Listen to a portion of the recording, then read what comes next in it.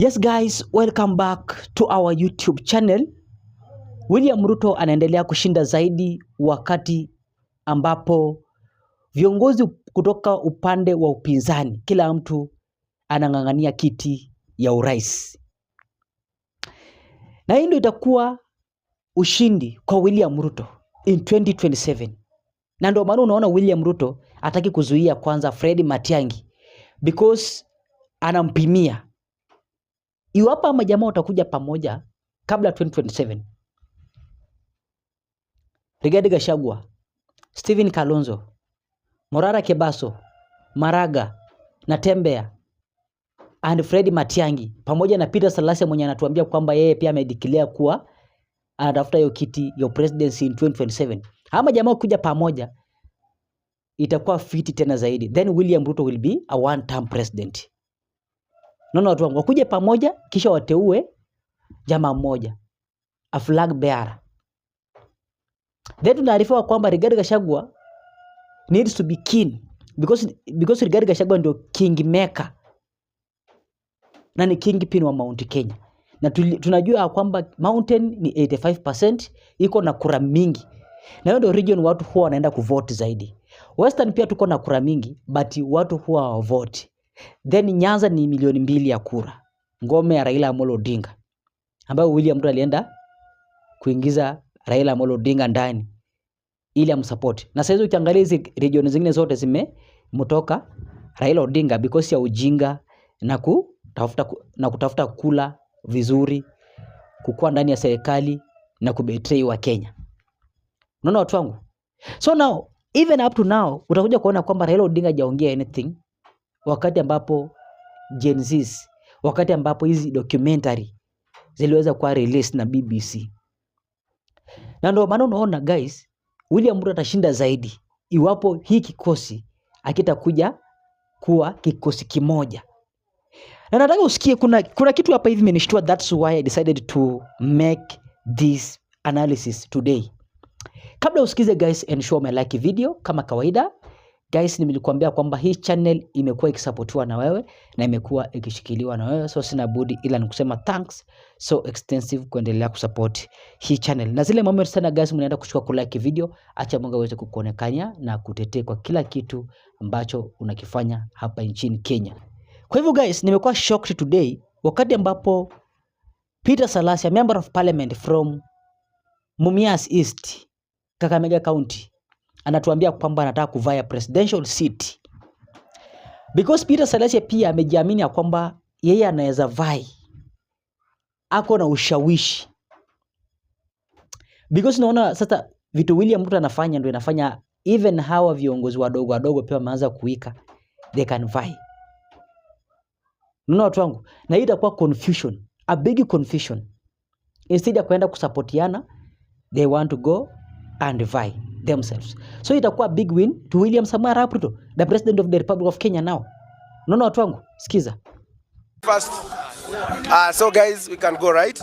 So let me first by welcoming you for this press statement, and maybe also just to thank you by the way for coming to support me in this press statement. So I'll start by just reading, and then maybe if there'll be questions, then you'll be able to ask me. Now, declaration of intent to vie for presidency of the Republic of Kenya come 2027. Fellow Kenyans, friends and patriots, today I stand before you with humility, courage and great conviction to announce I, Honorable Peter Kalero Salasya, Member of Parliament for Mumias East Constituency, officially declare my intentions to vie for the presidency of the Republic of Kenya in the year 2027 general election. This moment is not about me, it is about you, the ordinary Kenyan, the civil servant whose payslip is shrinking under punitive taxes, the farmer struggling to afford fertilizer, the mother choosing between medicine and food, the young graduates sending CVs that never get answers, the Gen Z youth dreaming for a better, cleaner, fairer government. It is about Kenya, a country full of potential, yet held back by broken system, corruption, inequality, and disconnection between leaders and citizens. We cannot continue this way. It is time for a new generation of leadership honesty, visionary, and bold. My agenda, the 5 pillars of the new Kenya: economic freedom. That one will include lowering taxes, growing incomes. The burden of the Kenyan worker is unbearable. We must ease it. As the president, I will review and reduce pay, NHIF and NSSF reduction to protect your hard-earned salary. I will expand the tax base through job creation, not overtaxing the few who are employed. Our economic policy will shift from taxation to production and innovation. We must grow the cake before we slice it. No Kenyan should feel punished for working hard. Number 2, universal health care through people-centered SHA. The Social Health Authority, SHA, must not be another burden. It must be a bridge to better health care. I will restructure SHA to align with the real medical needs of Kenyans, not bureaucratic interests. Every Kenyan will access affordable, dignified, and efficient health care, whether in Turkana, Kibra, or Mumias. We shall audit and clean up the NHIF legacy mess and guarantee the transparency in the healthcare funds. Health is not a luxury, it is a right. Number 3, ending corruption. Sealing every leak in government. Corruption is theft from the poor. I will treat it as economic sabotage. Every procurement will go through a transparent, digital, trackable system. I will empower independent anti-corruption agencies, and no scared cows will be spared. Stable public money will be recovered. Those who loot must be held accountable publicly, swiftly, and justly. We cannot industrialize a corrupt country. We cannot feed a nation bleeding from graft. Number 4, education, jobs, and dignity for our youth. Education must prepare young people not just to pass exam, but to thrive in a modern economy. We will strengthen TVETs, invest in digital literacy, and equip schools with modern tools. I will implement a national youth employment guarantee program in agriculture, ICT, and public works. Internships and graduate trainee scheme will be mandatory across government departments and industry. No degree should gather dust. No young dream should die due to hopelessness. Number 5, a new deal for Gen Z governance through freedom and the rule of law. Gen Z is not just the future, they are now. I will form the first ever Gen Z Presidential Advisory Council to embed their voices in every national decision. Freedom of expression, digital rights, and civic space will be protected. Police brutality will end under my watch. The judiciary will be respected. Laws will be applied fairly, regardless of status, tribe, or region. Let Kenya be the place where every youth believes their country works for them, not against them. Fellow Kenyans, I will contest the 2027 election under a new political movement, one that reflects the dreams of a fair, inclusive, forward-looking Kenya. This movement's name and leadership will be unveiled in due course, and it will not be built on the tribal alliance or money power, but on the people power. I invite all Kenyans, especially the youth, the workers, the farmers, the mothers, and the dreamers to work with me. Together, let us make 2027 the year of Kenya's rebirth. Let us turn frustration into hope, despair into opportunity, and anger into action. The time for true transformation is now. God bless Kenya. God bless you. God bless Kenya. Honorable Peter Kero Salasia, Member of Parliament, Mias East Constituency, 2027 presidential candidate. Thank you so much. Mahesh, thank you for that. And first of all the best for the new journey that you've started. We would like to know, you've never mentioned this, that maybe you wanna vie for presidential seat. Umekuwa ukisema kwa utarudi tu kama MP. But we want to know what pushed you to, of course umesha tusomea manifesto hapa. Kitu kikubwa kabisa kimefanya ukaamua now let me vie for 2027 presidential seat. First of all,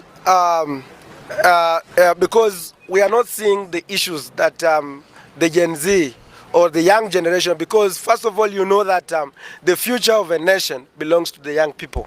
And the young people of this country, they are worried about their future, because they are worried about the 30 years from now, 40 years from now.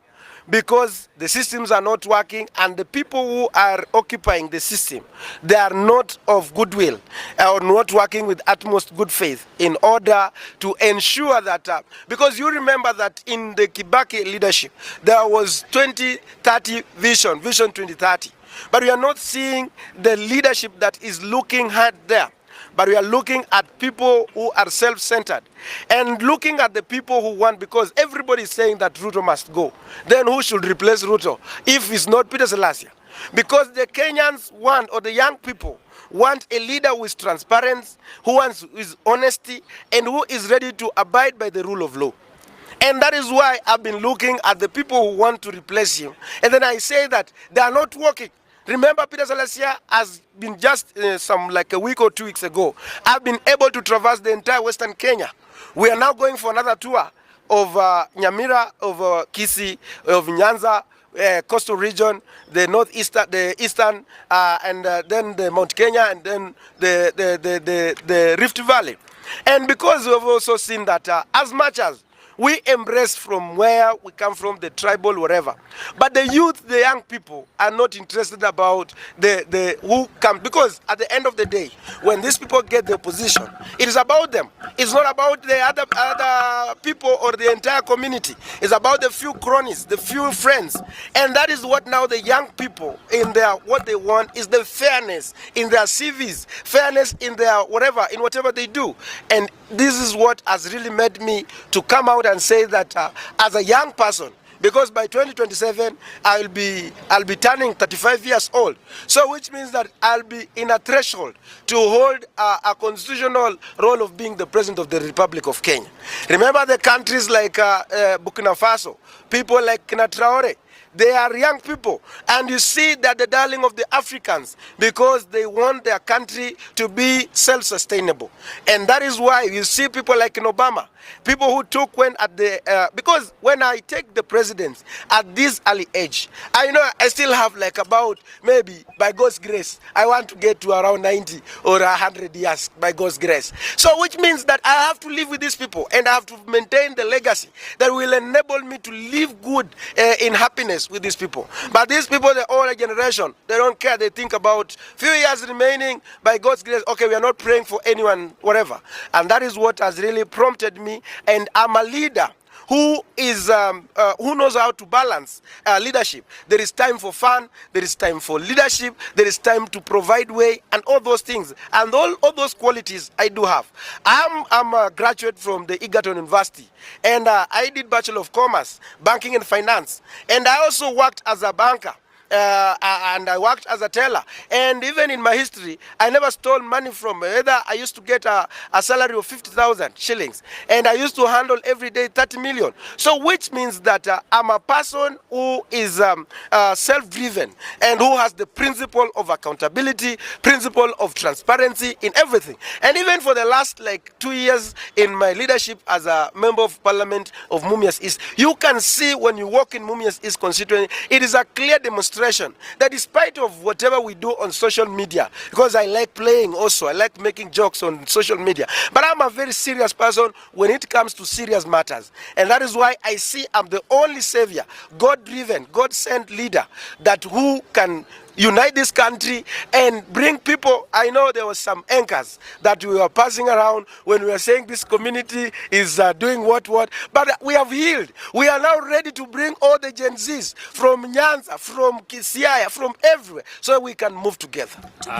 Maybe Honorable Selassie, thank you so much for telling us your intentions. We have had two issues in this country: independence of institutions. I think kuna venye institutions zingine ziko compromised. You have been in bunge. What can you say about that? Is it part of, or is it a priority in your manifesto that yes, institutions have to be free? Part of my key manifesto is to respect the independent bodies. And one of the key reasons why this country is suffering is because the independence of these agencies, government agencies, they have failed, and that's why they cannot do what they're supposed to be doing.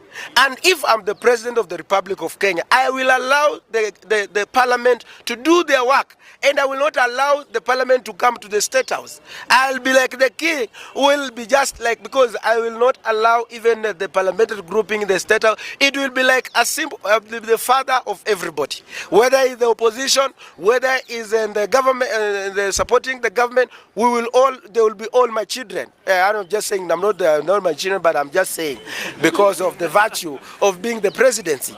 And I will allow the judiciary to do their work, and it will make my work easy. If I allow judiciary to work, I allow the parliament to work, I allow the senate to work, I allow the public prosecution to work, I allow all the DCI to do their work, I allow everything to do, I will be enjoying my leadership when I sleep, because I know every institution is doing what they're supposed to be doing. Finally, there has been an issue of debts. Yes. As it stands, tuko na about 11 trillion in debts as a country. What is your focus? How are you going to focus on that? And precisely, maybe hii imekuwa a policy issue that people are supposed to sit down, discuss before they borrow. But as it stands, it looks like it is dominated in a way that somebody can just wake up, take a loan, ama recommend a loan has to be taken. How are you going to handle that when you take power as a president? As a president, like this problem that we are having today was done like in the last government, when they passed a legislation that a government can go ahead and borrow the money even without consulting the National Assembly, and up to a certain level. And this is what has made this country to overborrow. You remember when they came, when His Excellency the President came in, he said that he wants this country to be self-sustainable, whereby we are not going to borrow. We want this country to be like Mali, that it has been able to pay all its debts and has no any debt, because this is something, because you remember, during the Moise era, Moi never used to borrow the money from outside, and that's why you find like despite the fact that the economy was not doing reaching to everybody, but you find like the shilling was very strong, and then the manufacturing was everywhere in this country.